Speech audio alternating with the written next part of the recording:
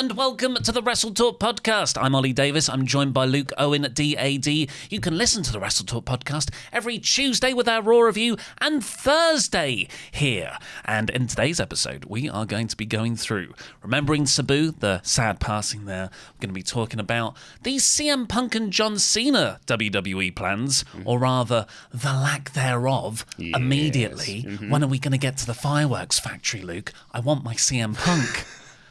But we're kicking off. Me and Luke wanted to do it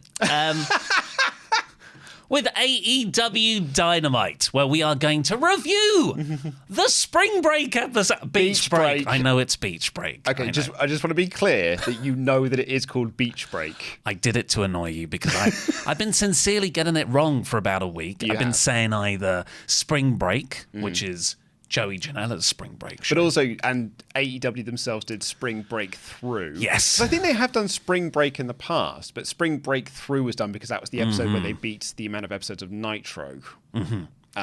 Spring Break through the Eric Bischoff barrier. Which he's not bothered by. No, he released a whole statement saying how he's not bothered by it. He doesn't care. It's great for the people who do care. All credit to them. Happy for them. Does not bother me in the least. There's timestamps if you want to skip the AEW coverage and go straight to the WWE or Sabu chat. But let's get into AEW. Oh my God, I've got it in my own head. Beach Break. Beach Break. Beach Break. Beach Break, yeah. Beach Break. Which was another great episode in a run. When did it start? When did you feel like the feeling returned? It always felt like it was the start of the year. Because towards the end of last year, I thought that Dynamite was becoming quite a good, consistently good show. But there was this overarching sense of, but this Death Riders thing just kind of isn't really hitting. But I feel that since the start of the year, and maybe it's kind of post-Revolution when they did the Moxley Cope match, it was almost when they did the rematch, when they did the street fight. I think that's almost felt like the tide was turning a little bit on this Death Riders thing. So now all of a sudden the main event scene feels great and the rest of the show feels great. So maybe a Revolution, maybe it's the signs. Because I think even before that the show was good, but people were not vibing with the Death Vibers. I think Kenny Omega's return in January has been a huge addition of something that, was sorely missing, really. But then just the mid-card filled out with Speedball Mike Bailey, Josh Alexander, Kevin Knight, all great additions. And then just all the stories have slowly started to click, I feel. I don't think there's any bit I'm not into. Like all the way from FTR and McGuinness and Garcia there, all the way through to the women's division, even the Monet Azumi thing that they seem to be building. I mean, there are bits. Do I care about the crew? Well, I guess the tag scene, I think, that has been a problem for AEW for a while, though. Which is baffling when they launched with all of the best tag teams in the world. I know. And their co-executive vice presidents are tag team wrestlers. It may just be that because we just reviewed it for Patreon and it's going to be released in a couple of weeks' time. Actually, no, released this coming Saturday, sorry. Is that a plug? It was an accidental one, but because we reviewed Money in the Bank 20... Accidental. Accidental. Because we reviewed Money in the Bank 2010 and I was talking about on that show that the tag title scene in WWE in 2009 was D-Generation X and it was Jericho and they were like top stars were on these belts. And then all of a sudden it was the Hart Dynasty and it's the Usos. This is This is John and Jay Uso, not the John and Jimmy you love today. Yeah, no, sorry, Jay and Jimmy. You said John again. It was John and Jay. No, it was John and Jay. That's what I said. And then you said John and Jimmy. John went away. No, John Uso's the world heavyweight champion right now, I'm sure. John left and was replaced by Jimmy Uso, name-wise. And then I was looking at the Night of Champions episode we got coming up and the tag team turmoil match that's on there. And it is filled with just, it's a bunch of nobody lads here. One of the teams is Evan Bourne and Mark Henry. Oh, yeah. What do they call them? Air Pain? Mark. Air Mark. So I feel that AEW's tag scene has felt a similar way since they've lost the Lucha Bros and the Young Born Bucks. of Pain. Very good. Sorry. and FTR are in the tag scene at the moment, and it is just for the last while. It has been the Outrunners and the Crew and Top Flight, and you are basically what you're doing, and the same thing with what WWE were doing in 2010, or at least attempting to do in 2010, was building these new teams up that will be the future faces of this tag division. But that has been about 2 years now. I don't know if they're building them up. I think they have a bigger story, which is the Hurt Syndicate and MJF. Yeah. And all of these more undercard tag teams are the fodder to fuel that story. Could be, yeah. And the real money is against FTR. It's against the Bucks. Hurt Syndicate will go face. Interesting enough, we open with a tag match, because who needs tag teams when you've got just incredible singles wrestlers who you can pair together? It was Will Ospreay and Hangman Page. How will they coexist? Really super well, it turns out. They will be fighting in the final of the Owen Hart Cup tournament at Double or Nothing. I think that has also helped the quality of Dynamite. Is like the change that they've made to the Owen Hart tournament from last year, that you now get a title shot at All In rather than you just win a little pink belt, I think has massively upped the stakes of the tournament. And now they stacked it this year with top stars to build to a final between Will Ospreay and Hangman Page. I cannot wait for that match. And I thought this was absolutely excellent here. The Don Callis family continue to be one of the most reliable parts of the AEW roster. Yeah, they took on Josh Alexander and Takeshita from the Don Callis family. And yeah, it was just anytime Ospreay and Takeshita are in the ring, it's the best wrestling in the world. Yeah. You can feel the art form moving forward. It's like, oh my God, they've just moved a few more steps into the future. It's fantastic. This had my favourite spot of the entire show on. Mm-hmm. And it's the sort of moment that Ospreay is particularly good at, and Hangman brings that emotional side to it as well. They're working really well. There's a few miscommunications, and then Ospreay misses a hidden blade. He follows through, even though I think it was Alexander who ducked. Hangman's behind Alexander, and Ospreay stops an inch from Hangman's nose, and they just stay there for about 30 seconds going, yeah. And also, it was awesome. Because it was a brilliant spot in the match anyway, but also then leads to the payoff in the post-match. Yeah, because then they get back on the same page, they work together, they hit an awesome buckshot lariat hidden blade combo on Josh Alexander to win. But then Takeshita beats them up, there's a bit of a Don Callis family beatdown. Will, in this, thinks that Josh Alexander is behind him, but it's Page, and he hits Page. Yeah. And then they have a little scuffle. There's your tension. So here's my wrestling philosophy question. Why did I absolutely love this result, and I was really annoyed by the Raw main event where the coherent tag team lost to the two feuding singles stars? Because that's the dynamic here. Okay, so I think there are two clear answers here. A, you just are on AEW's nutsack and you just want to love everything that they do. And B, you hate women. Yes. So it's really... God damn it. You summed it up. I've solved it again. Old Phoenix Wright over here, Professor Layton. Objection. He solved the mystery. So, this WrestleTalk podcast format, it was 2 episodes old now. Mm-hmm. In the first 5 minutes of the last episode, I said Vince McMahon, in some ways, was better than what we've got now. And now you're saying this. Yeah. This is not helping. This is not helping. So seriously, explain why I contradict myself. I was about to say, are you more into the characters? But you are into Io Skye. Well, I think the Don Callis family are pretty well established. Josh Alexander got that pinfall win in his first tag match. I know he lost the first singles match. So I feel like Takeshita, Alexander, they're pretty well established. Perez and Julia don't have that, and I feel that was a big opportunity to cement them. So maybe that's why. I think another case could be that. Let me try and get my wordings right. My wording right here. Will and Hangman winning was never in doubt. Because they're going to. I don't know. Because they're going to face each other. They could combust. How will they coexist? So going into the other tag match, I did think it could go either way of Rhea and Io winning or Julia and Perez winning. And I was sort of like, it could go either way, but this is the better way to go with Julia and Perez. Whereas here, I was just 100%. No. This is Will and Hangman are winning this match. So when they won, I was like, well, yeah, of course they won this match. After that, we got Ricochet versus Zach Gowen. The perfect use of Ricochet. This is just... He picked on Zach Gowen on last week's episode, stole Zach Gowen's prosthetic leg. Mm-hmm. If you know, some people don't seem to know Zach Gowen, but, he was a big part of early 2000s SmackDown, where he lost his leg in early life, and he wrestles with one leg. Yeah, hired by accident, as the story goes with Zach Gowen. In WWE? In WWE, he was hired by accident. They got the wrong guy.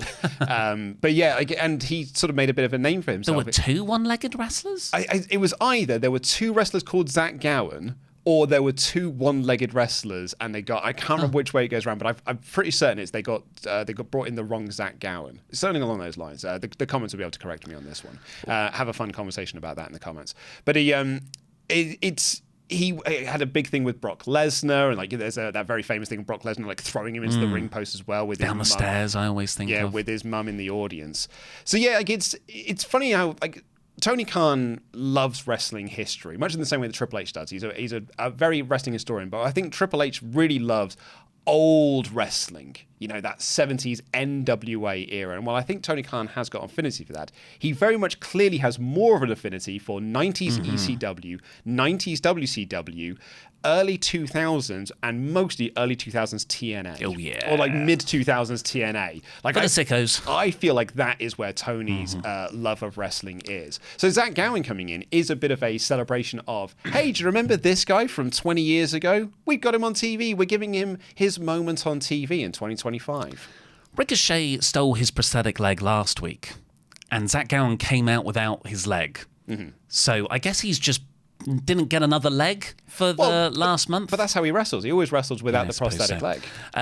It's exactly what the match should be. Ricochet mostly dominates, but Zach Gowen's got heart. He kicks out multiple times, but Ricochet ultimately beats him in front of his family. I think there was probably one kick out too many. Yeah, of the Vertigo, I thought that was probably one too many. In the break, Ricochet tried to put a figure four leg lock on. Which is enormously cruel. I didn't see this. But very funny. Very meanly funny. And then Zach reverses it into a pin. So it's exposing the bully. He did get his receipt. Mm-hmm. But yeah, Ricochet wins, and then Mark Briscoe chases him off because he keeps trying to beat him down. The Hurt Syndicate beat Top Flight as just their latest challenger pretty easily. Yeah. The big thing, I guess then Dustin and Sammy Guevara came out, not looking in any way like a coherent tag team. Dustin's in his red medal t-shirt, and then Sammy's there in baby blue. Yeah, John Cena's John Cena doing a press interview for a kids movie that he's currently starring in. All of John Cena's suits got shrunk in the dry cleaning, and they got given to Sammy Guevara, I presume. And then the crew come out, Action Andretti and Lio Rush. I totally forgot about the Lio Rush Bobby Lashley connection. So did Sat, because I brought this up with him on a WrestleTalk podcast, and he was like, oh yeah, he was the manager of it. Do you remember? That ass. You got to point at the butt. Yeah, the glutes. Look at these glutes. That was Bobby's gimmick for a little while, was I have a butt, and I'm going to point at my butt, and Lio Rush is going to point at my butt. Yeah. It's amazing he didn't get over in the Vince era. It wasn't that long ago. That's the crazy thing. You say it wasn't long ago. It was 6 years ago. Yeah, but it's not 15 years ago, is it? So the big angle, and MVP kind of, you've got Dustin and Sammy and the crew, and MVP's like, well, have a match and we'll face the winner at Double or Nothing. But go away, we've got an ad break, and then the real thing's going to happen where we're going to give our decision to MJF. Yeah, it always felt like the segment ended too early. And so MVP was like, I'm getting a signal from the producer, and here's what's going to happen in the next thing. Excalibur's like, well, MVP's just done my job for me. Stick around, because coming up next. It clearly shows that the main headline of the tag division is MJF's drama with the Hurt Syndicate. Completely. Nothing to do with the other teams. Yeah. So MJF afterwards, he's a bit scared because he thinks Bobby's going to turn on him. So Shelton grabs him from the gorilla position, which they call it the Brody. Yeah, bit. something like that. They call it something different. Yeah, and it was really fun as well because MJF sort of appears and he's like, oh, Shelton, there you are. I was looking for you. And Shelton's like, yeah, come to the ring now. It's like, yeah, what a great idea. I was going to suggest the same thing. And it's been one of the best things over the recent months. And MVP and Shelton, they give the thumbs up, of course, but we're all waiting on Bobby. Bobby puts his arm around Max. Yeah. Max is worried, like, this is the final chance. If it doesn't go my way, Bobby's going to kill me. And he has already decided, I'm going to get the thumbs down here. Like, Max is he is scared and he is fearful, but he knows that he's going to get beaten up here. The reason why he is scared is because he knows, I'm about to have the crap kicked out of me. And they frame it really well, because like Bobby puts his arm around him, drags him away. Shelton Benjamin then sets up for a super kick behind him. And the commentator like, Benjamin's going to strike. Benjamin's ready to strike. He's ready to pounce. And Bobby teases outraged. And then eventually gives him the thumbs up. Yeah. And Max sold it. Excalibur said he celebrated more than when he won the world title. It was really fun. It's a great, sweet ending. And then next week, the go-home show for the contracts for Double or Nothing. You'd think that would build the feud with Dustin Rhodes. No, the crew. You reckon the crew? I'm going to go Dustin and Sammy. Oh, no, I'm not. Do you know what? I'm not. Because Dustin and Sammy are from Texas. So they'll do it all in Texas instead. Yeah. But the main thing is the contract signing for MJF to join the Hurt Syndicate. Later on, MVP... Well, MJF is like, I'm just going to get my lawyer, Mark Sterling, nice bit of kayfabe continuity there, to go over the contract, and MVP's like, Why?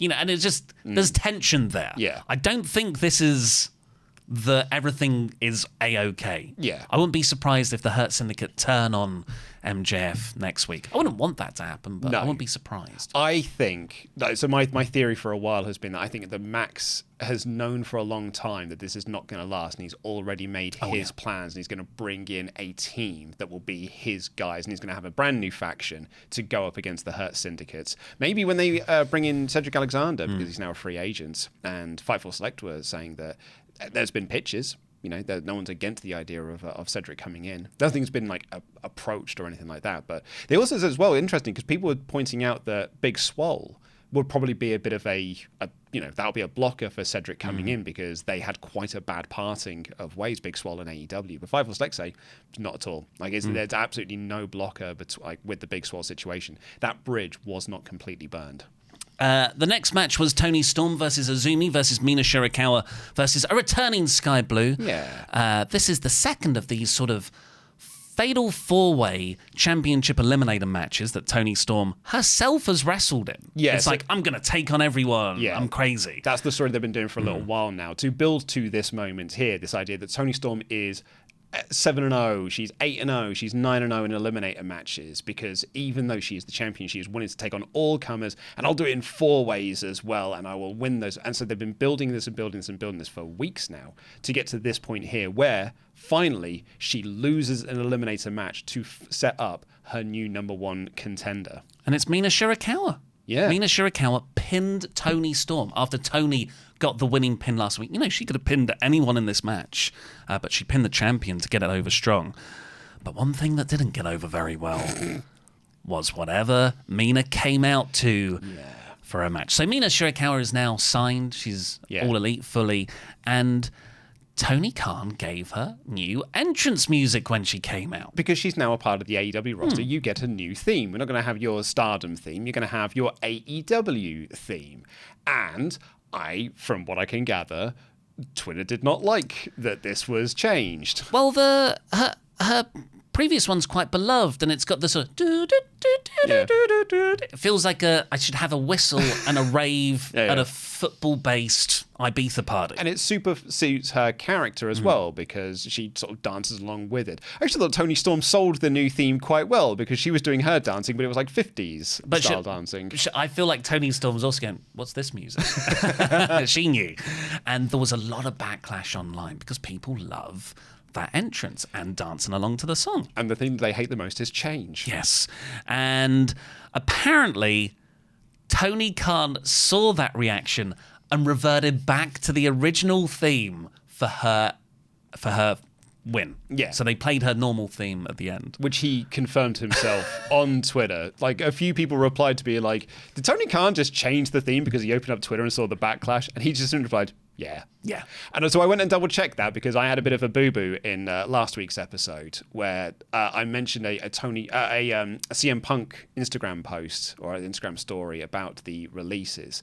And, some people pointed out, quite correct so, I was wrong on that. I kind of got a little bit duped. Do you know what the funny thing about that is? So when I was doing getting stuff together for the releases, when I did the bonus news video I did on it, I think it was a day later maybe, I saw that. I saw it on Reddit or wherever I saw it. And I sort of thought nothing of it. And it was only when we were doing that podcast record, I remembered it again. And I was like, oh yeah, did you see this thing? But what's really funny about that is that's a terrible way of going about doing these sorts of shows. But B, the day previous on the WrestleTalk news, I'd said called out an AI thing. I was like, you've got to make sure when you're getting your sources from, check your sources. And I absolutely didn't. And I was correctly called out for it. So I would like to apologize for completely getting that wrong. Yeah, well, we all spoke about it, me and all the fans, and we accept your apology. Thanks, man. Tony, Monet attacked Azumi on the ramp after this, continuing their New Japan Strong feud, and then Hayter attacked Monet, but continuing their Owen Hart thing as well. I thought the match itself was good. I thought it got better when they were all in the ring together and doing spots between the four of them, because the first half of it was two people in the ring, two on the outside, and then you sort of I thought Azumi and Shirikawa worked very well together. Yeah, but those two I did, but I thought the match itself got much better when we got just the four of them doing moves together. So after that, we got a tribute to Sabu, very similar to the Raw one, where it was sort of spoken word over some photo montage. Well, they haven't got the video file. Yeah, and got ECW library. And Taz said some very emotional words. He took his glasses off. You could see he was choked up. It was very touching. Then Nigel McGuinness had an interview with Tony Schiavone in the ring. He apologized to Tony and Daniel Garcia for getting involved in the FTR match. Garcia comes down, says, no, we should tag together. Stokely Hathaway comes down and says, look, FTR aren't here tonight. And I believed him. Oh, mate, why did I believe every time? Like, oh, okay, fair play. And he sort of rags on Nigel, and he has this line. Do you really think you can beat FTR? I mean, you barely beat Hepatitis. Yeah. Cold. And then FTR jumped Nigel, and Daddy Magic made the save with a crowbar. And yeah, so there's not much announced for the Double or Nothing card. There's a lot in the works that you can tell are going to be announced, but go home shows next week. Yeah, I think I can't remember who I had this discussion with now. It might have been with you or on a previous show. The idea of because people said there's been not a lot of build for this because the matches haven't been announced, and I was like, well, when do you argue that build starts? Because it's you need to. It's a balance. You need to announce a lot of things as well. Yeah, I know you need to. Yeah, and that's what the thing is. It's the same with the current match lengths on pay-per-views. 5 is too few, 15 is too many. Surely there's a happy middle here, and I think it's the same with this happy middle of build. You build towards match. You are clearly telling your audience this is a match that's going to happen at the pay-per-view, but you don't want to announce it just the week before the pay-per-view. I guess they're selling it at the moment. It's all on the Owen Hart's finals and Anarchy in the Arena, which was announced on this week's show. Speaking of, yes, the main event was Samoa Joe versus Jon Moxley in a very well built-up cage match. The idea that Moxley won't have his Death Riders because of the steel cage, and the Coquina Clutch has his number. Yeah. So it's a really... I really enjoyed the physicality of the match. I think it's one of Mox's better title defenses so far, and that's a testament to Joe. Mox bleeds a gusher. You get Yuta and Claudio appear at ringside, so Willow Nightingale and Powerhouse Hobbs come down. And then after a paradigm shift kick out, and then the Coquina Clutch, it's in. That's when Mox makes the call to the Death Riders. Willow takes out Claudio. Hobbs puts Wheeler Yuta through a table. And then a masked person, presumably a Bloodline member. It's a black hoodie. It's Jon Moxley. It's a big it all connects. Passes the briefcase to Moxley. He hits Joe with one briefcase shot and wins. Yeah. And that person is Gabe Kidd. Yeah, it's rad, right? I did not see this coming whatsoever. Moxley retaining, I saw coming, but Gabe Kidd appearing and helping Mox win, I didn't see coming. Because I think we're all, they're heading towards Anarchy in the Arena. We kind of figured that after the last pay-per-view. But Gabe Kidd being part of that lineup, I did not see. Well, I guess he's replacing Pac. That's the deal. But they got the sort of- Bucks and Okada as well. It's not like they were low on numbers. Okada's not wrestling. Well, but it seems that this might have been set up at New Japan Strong last week, where after the old Bullet Club versus new Bullet Club War Dogs, the Bucks said something to Gabe Kidd. Yes. So it's all it does flow in quite nicely. Correct, but that for me was more like Gabe Kidd and the Bucks, not Gabe Kidd and. But that is now you can sort of put it together, and be like, okay, the Bucks have asked Gabe Kidd to come down and sort of help Mox here because they're trying to appeal to the Death Riders. I was slightly disappointed that it just took one briefcase shot to beat Joe. Oh, put over the briefcase. Yeah. Yeah, it's got the belt in it. It's actually two weapons. It's double powerful. It's two weapons when you think about it. It's got the belt buff. I thought that could have been a kick out from Joe, then a big old Death Rider, and then Moxley wins. But afterwards, this is the big schmoz. Because, Mox winning via interference, although it was Gabe Kidd, I guess a bit flat, I would say. Not flat, but just it's not the big, exciting go-home segment. So then out come the Bucks. They shake hands with Moxley. Omega's music hits. He takes out Claudio and Yuta. But then Okada just does one punch to the midsection and then walks away. Yep. Sort of Mike Bailey chases him off. And then the heels lower the cage so they can beat up Joe and Omega uninterrupted. But then Swerve's music hits, awesomely comes out, dives off the top of the cage, and Matt Jackson brilliantly quickly tries to put the cage back up. So they can escape. It's one guy against like seven. And he said, no, it's Swerve though. I loved all of this. It was so good. This was so great because it was just like this conveyor belt, the clown car of just like, and another one comes out, and another one comes out. And it did make it feel like we are heading towards an Anarchy in the Arena match, which is what we announced. That Swerve Strickland challenged them to Anarchy in the Arena. Also said, lady and lady, which makes me think that Shafir and Will be in the match. Yeah. First ever intergender one. Yeah. So, like, is it going to be 7-on-7? Is it? Because I think it's usually like 5-on-5 or 6-on. It feels like we're going to be heading towards massive amounts of people because on the Death Riders things, you've got Mox, Claudio, Wheeler Yuta, Marina Shafir, the Young Bucks, Okada, and Gabe Kidd. That's 8 people. Okada's not in there. The babyface side of things, it's Hobbs. It's Hobbs, Joe, Swerve, Kenny, probably Shibata. Well, the Shibata and storyline is taken out at the moment. Okay. Willow, and I just thought of one that's Speedball, and then Shibata comes back. Yeah, am I missing 2 people? Am I missing some people on there?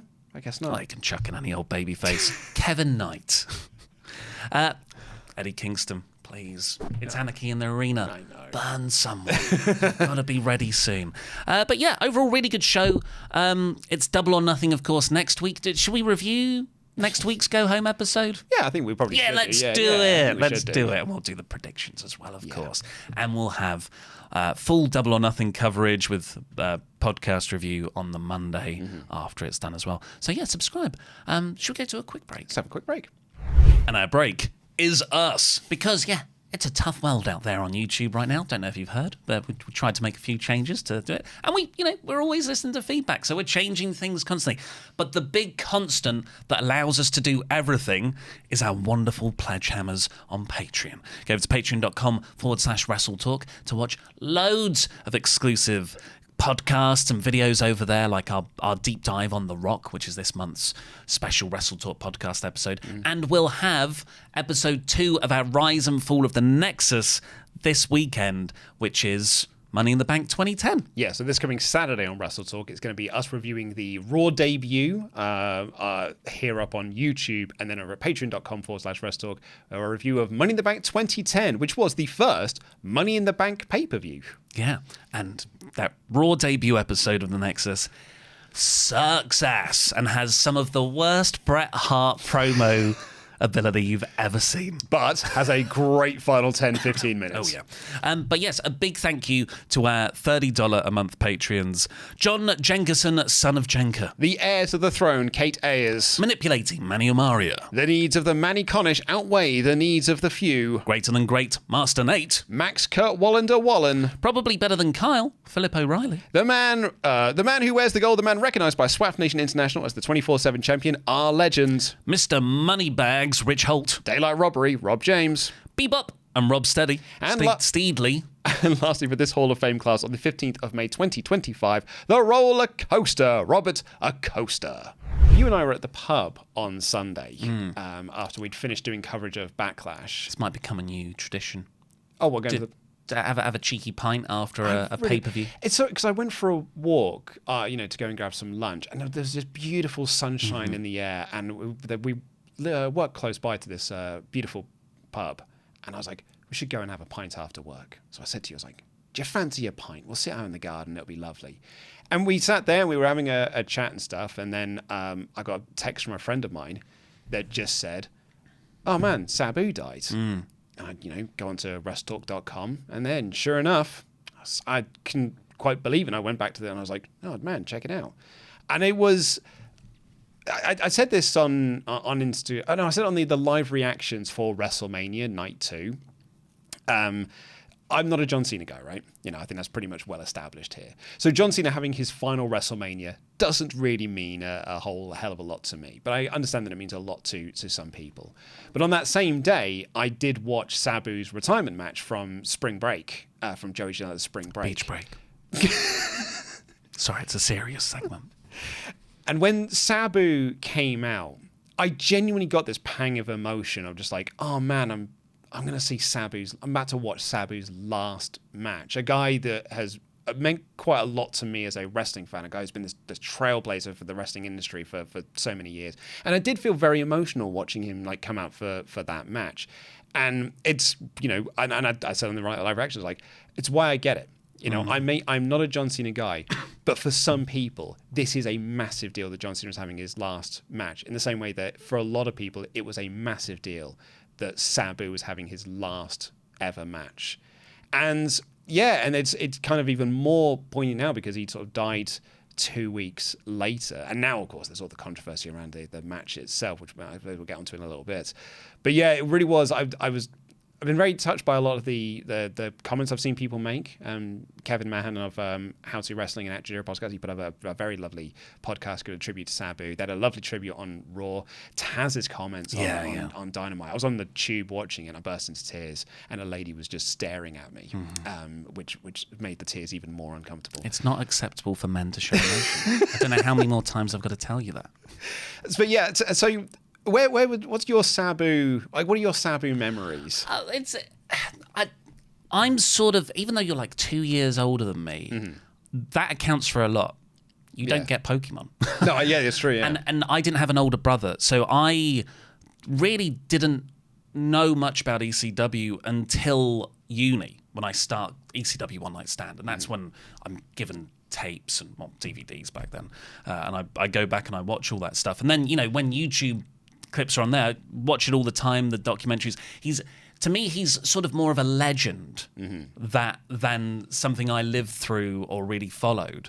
But yeah, I was vaguely aware of him in my teenage years, like the year 2000. I bought the ECW video game because it was so cheap. Yeah, the one on the PlayStation. Yeah, and Was it the first or the second one? I don't know, but I remember because I just wanted everything wrestling. I was like, ECW, I've kind of heard about this thing. Was it called Anarchy something? Anarchy Rules. Yeah, that's the second one. So I got that. I was immediately turned off because it was just so much cheaper. Sort of production-wise than the big THQ games. Yeah, but it looked like WWF Attitude and WWF Warzone. So for me, I was like, oh, this is like playing Warzone again, which I quite enjoyed. But in there was there were just stuff that didn't feel like the wrestling I was used characters. It feel like made-up characters. And it was just scary. What is this guy with the tape and he'd move differently. But when you learn more about him, you really come to respect what he did for the industry. And it wasn't even like this until this week when people have been talking about him in tributes. I never really comprehended that he was sort of the guy responsible for stunts. Yeah. I always sort of he's one of the ECW guys, and at the forefront, the top guy, and that ECW style was what really changed American wrestling and contributed vastly to the modern style of wrestling. I didn't appreciate that, before the 90s, you had bloodbaths all the time. You had brawls, you had weapons. but you never just had a guy jumping through a table. Yeah. You never had a guy doing a somersault off a chair onto someone. And it was always, the thing I loved about Sabu, and one of the things that people often talk about Sabu, is that it's never perfect.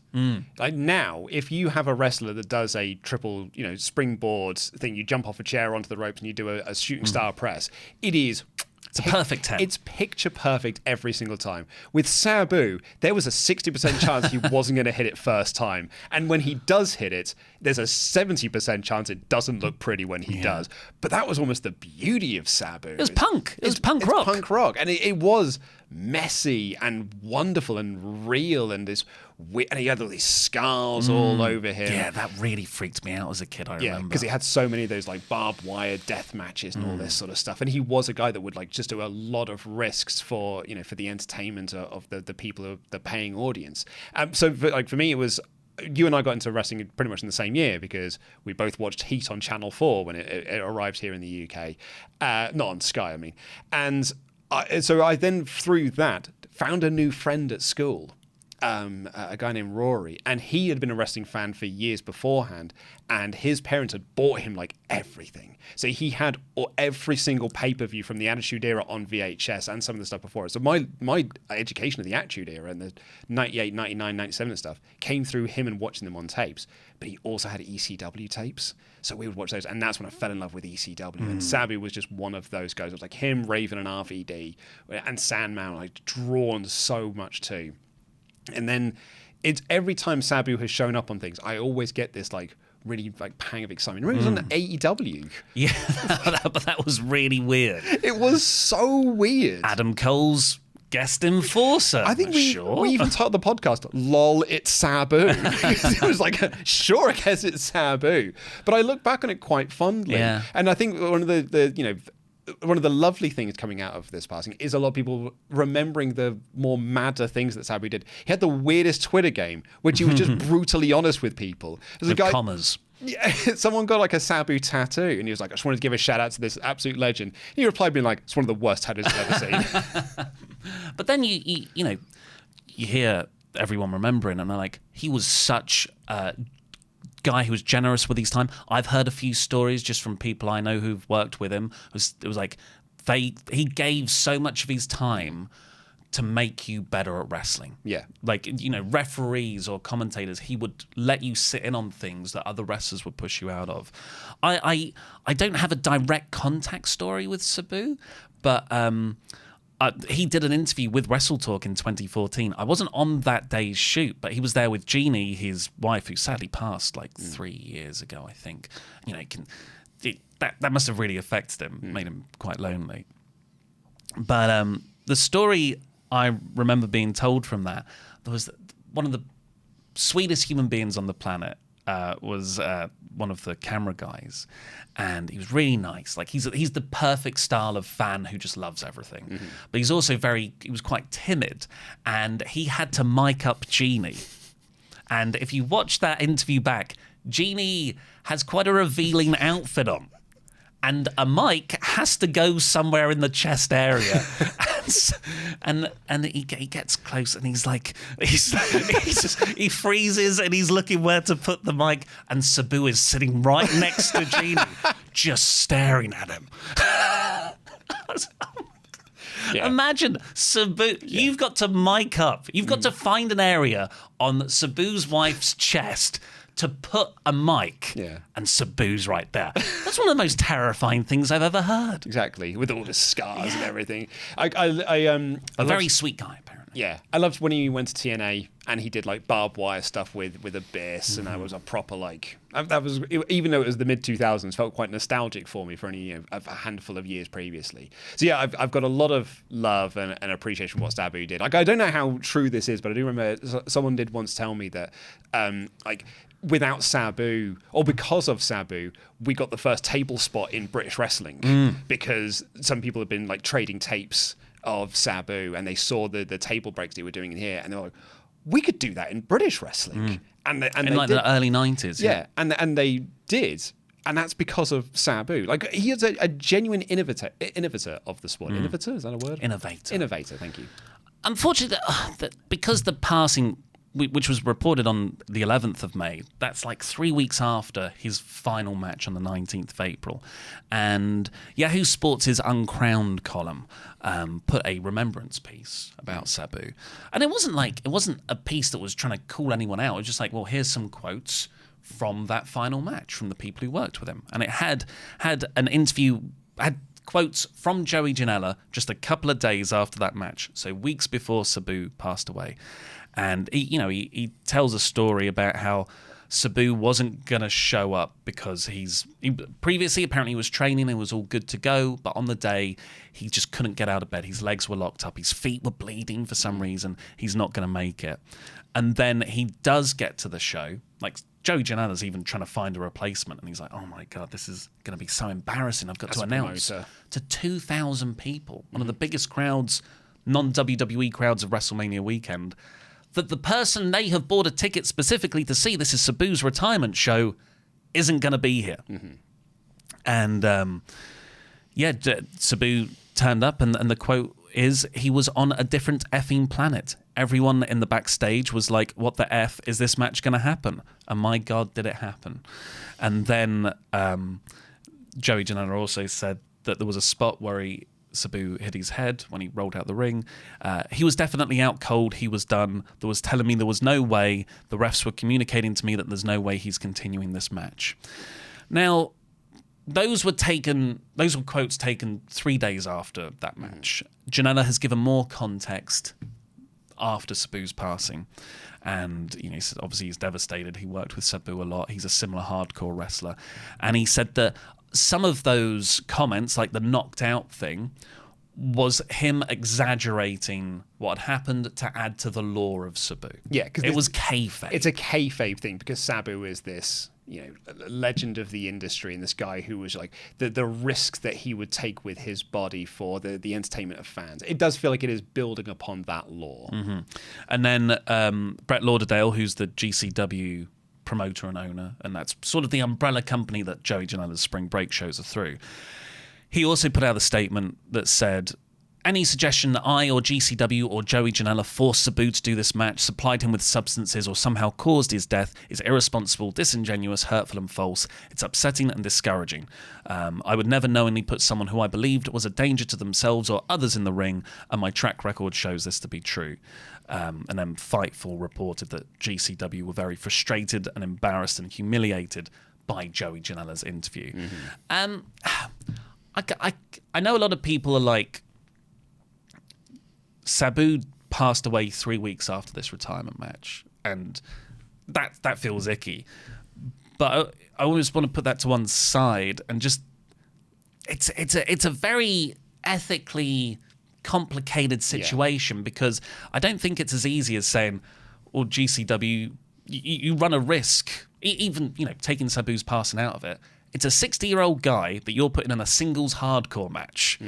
For Joey Janela's Spring Break. And it is like no ropes, barbed wire. And it was a no ropes, barbed wire match. And they had like the big barbed wire spider web thing in this and that. It was going to be a messy match with lots of hardcore things. And I do think we have to put aside the sort of cause of death, because we don't know what the cause of death is.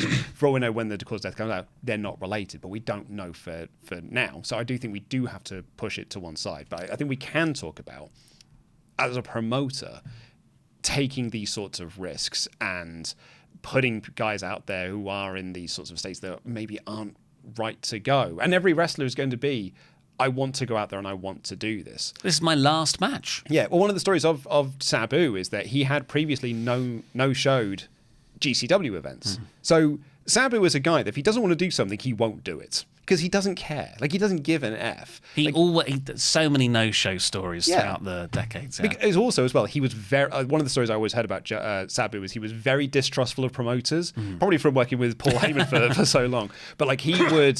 one of the famous stories of Sabu that I think he might have... some people have told about in the past is that he would have a knife in his boot, even during matches, because he wanted to make sure that if he doesn't get paid at the end of the night, he has got something close to hand to make sure that he does get paid at the end of the night. So very distrustful of promoters in a very carny industry. And of course, maybe that is all just more lore building of Sabu. Maybe those stories aren't even true. But as a fan, I'm just like, man, that's Sabu. He's wild.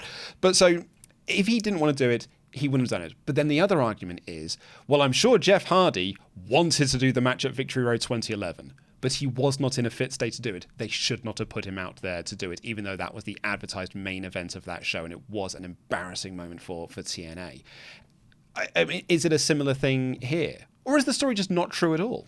Well, look, AEW didn't put Sabu in a match. They made him a guest enforcer spot. I mean, that's one thing. WWE would never book him in a match because, he's a 60-year-old guy. He's Sabu. It's a risk. It is definitely a risk putting Sabu in a match in 2025. There are ways, I guess, you could have gone around it. You could have... Brian Alvarez says to him the way the match looked like it was laid out, because he was there in the building for it, is that Joey Janela was going to do all the bumps. Like, he was just going to bump around Sabu, and Sabu wouldn't, But there were a few botches, which meant Sabu did also get hurt. But also, make it a tag match. Make it a 6-way. That's what they did for Ric Flair's last match. Yeah. You did put all the possible things you could do to protect these performers when they're sort of in this condition. And I'm not even saying, like, whatever condition he showed up in on the day. He's a 60-year-old man. Yeah, and he's not Sting, 60-year-old man. But then there's also, I wouldn't book that match if I was a promoter. I would be too scared of the risk of something going wrong. But then, I mean, we watched it. Yeah, 2,000 people went to watch it. So it's kind of, there's a sort of ethical murkiness around that just all of us, the whole industry and the fans that support it. So when I watched the match, I did have moments of uncomfortableness about the match. Maybe I'm sort of like thinking about this now in hindsight, thinking back to how I felt during watching that match. But it was because he was like so stiff in the ring at times when he was walking around, and he wasn't really taking a lot of bumps. And I'm like, man, this is... And I think I might have even said in the live reactions for WrestleMania, I was like, it was about as messy of a Sabu match as you could have expected for the final Sabu match at the age that he is. But now, like, when I think back to those uncomfortableness, I think I was telling myself at the same time, well, I should expect this as a Sabu match for his final match. What else was going to happen with a Sabu match where he takes these mad bumps into the big spider web thing? And he landed in that, and the look on his face was like, whoop, I don't want to be here. I do not want to be doing this. But that's also Sabu, right? So as a fan, it's very weird to think back on my feelings watching that match, because I did wince and I was uncomfortable, but I was also justifying it but this is what a Sabu match is. And Joey Janela is a guy who would have idolized Sabu. There's that Triple H quote in the Mr. McMahon documentary about the Attitude Era and the sort of, risque topics they did. And Triple H was like, yeah, but you all watched it. Yeah. And it's like, yes, I do agree with Triple H in that regard. It's not, there is a viewer complicity in when you watch stuff, when you buy the paid view, when you share it online, when you talk about it, you are in some way endorsing the product. But yes, let us know your thoughts on Sabu. Let's the whole situation, but also like some fun memories. Like, how did you get into Sabu in the comments down below and on Spotify if you're listening there? Because we found out it has a comments section.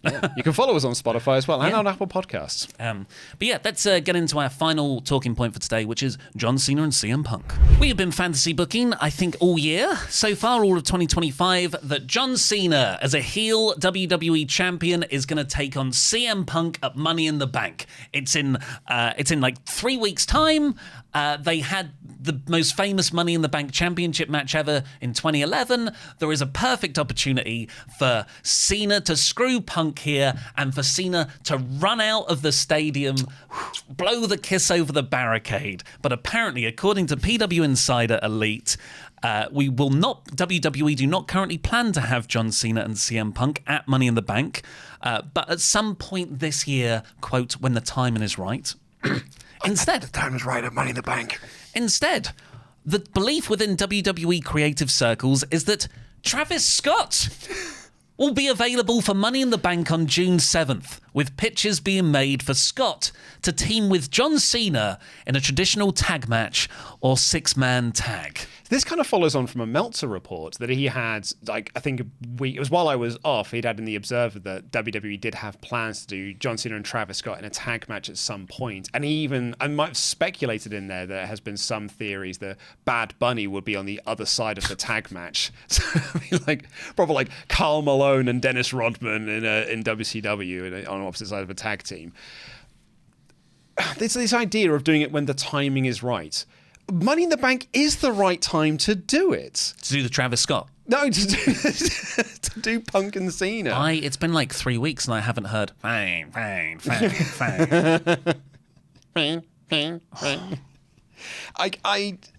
Here's the thing. I think if you do Travis Scott and John Cena, I think it is a bit tone deaf. Because they'll get heat.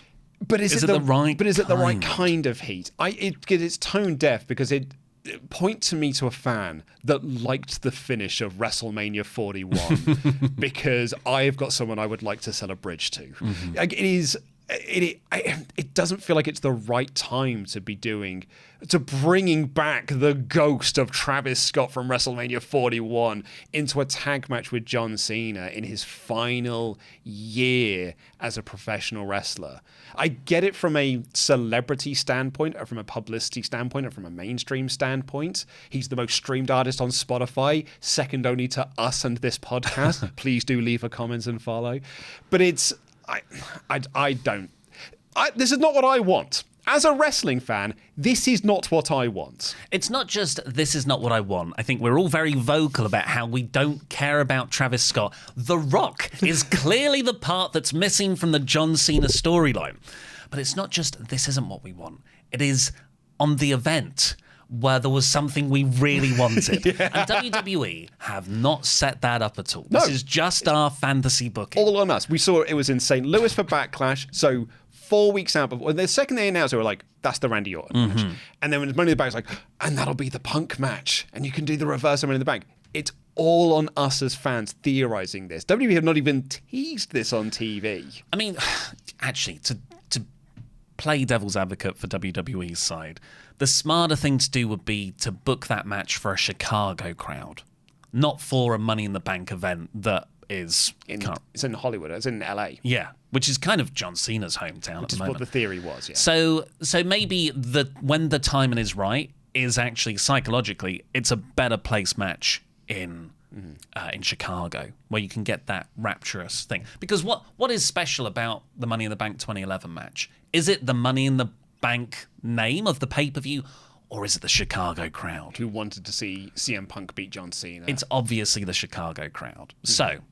but there's just a bit of historical mirroring that would have been very satisfying to see. And it's all about timing. For me, if you're going to do a John Cena Travis Scott match, like as a tag match, the timing for that Saturday night's main event, or our Saturday night's main event, not the one that's coming up soon, because that is where you're probably going to get the most mainstream casual things. That feels the most Saturday night's main event. That's Mr. T being involved and things like that, rather than it being at the Money in the Bank pay-per-view. Who do you think they go against? There's a rumour that Cody Rhodes will be back by then. Yeah, he is coming back reportedly fairly soon. So Cody and Bad Bunny? Cody and Bad Bunny versus Cena and Travis Scott.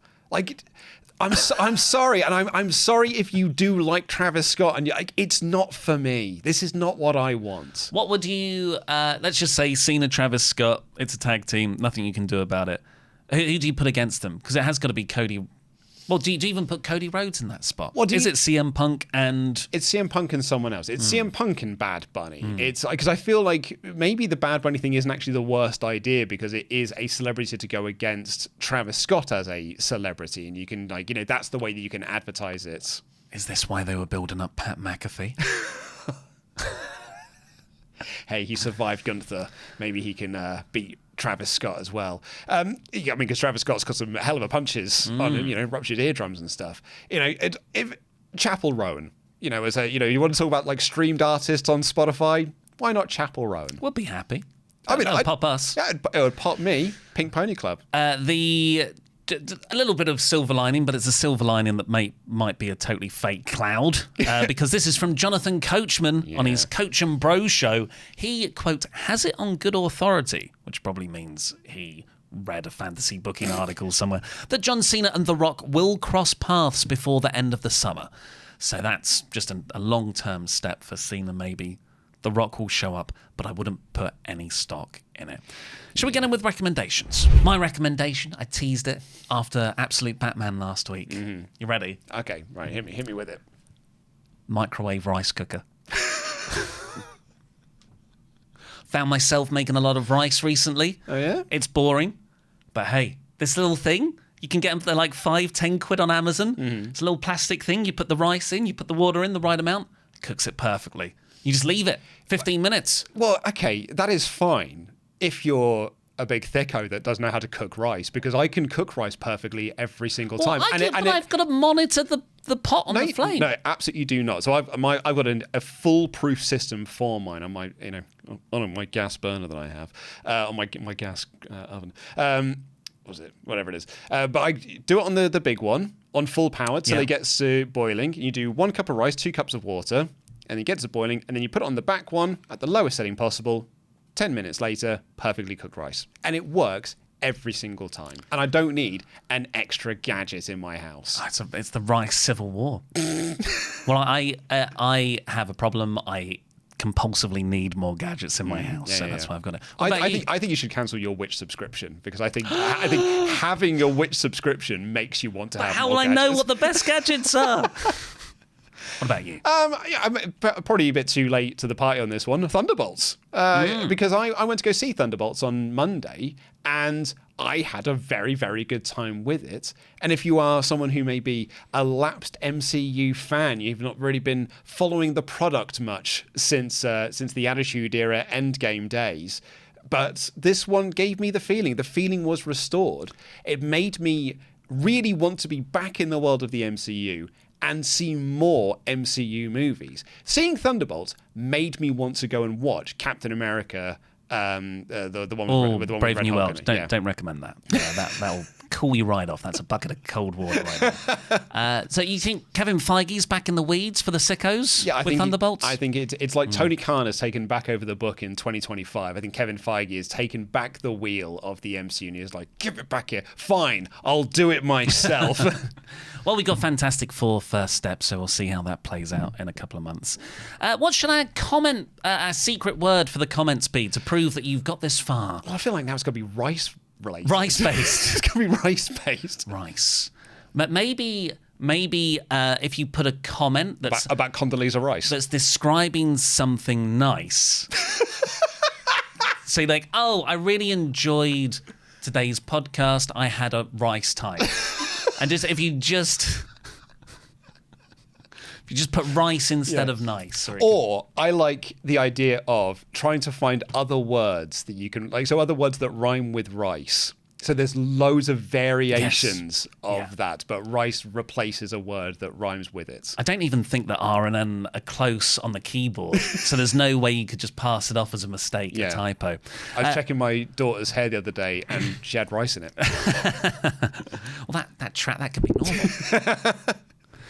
Just to give some shout-outs to people who used last week's secret word. From Tribune, if this absolute Batman doesn't have bat shark repellent, he'll end up as bat chunks. Very good. Very good reference to the kind of guy. 66 Batman movie. And Gager Rose now, 3758, when I got the notification that this episode was uploaded, I sprayed bat chunks all over my phone. So excited. So thank you very much. Keep getting those in. But yeah, thank you for joining us. Of course, go over to patreon.com/WrestleTalk. We've got that whole bonus episode of us doing a deep dive on The Rock's career. And we'll have Money in the Bank 2010, big 3.5-hour deep dive review of that this Saturday. But for now, subscribe, share this episode around, and we'll see you on Tuesday for the Raw review. Jam that jam. Jam that jam.